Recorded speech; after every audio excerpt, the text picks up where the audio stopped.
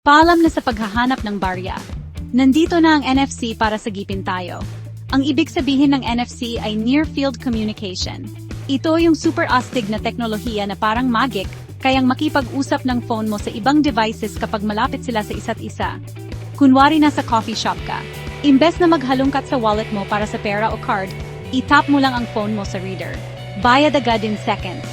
Ang bilis, di ba? Pero hindi lang yan para sa pagbabayad. Pwede rin gamitin ng NFC para mag-share ng contact info, magbukas ng smart locks, at kahit mag-pair ng headphones. Pinapadali lang nito ang buhay natin. At alam nyo ba? Super secure pa ng NFC.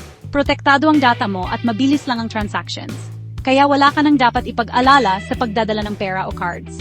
Sa susunod na makita nyo yung tap to pay, subukan nyo. NFC na ang uso ngayon at nandito na. Swipe, tap, at go. May kwento ba kayo tungkol sa NFC? I-share nyo naman sa comments. Kita-kits sa susunod.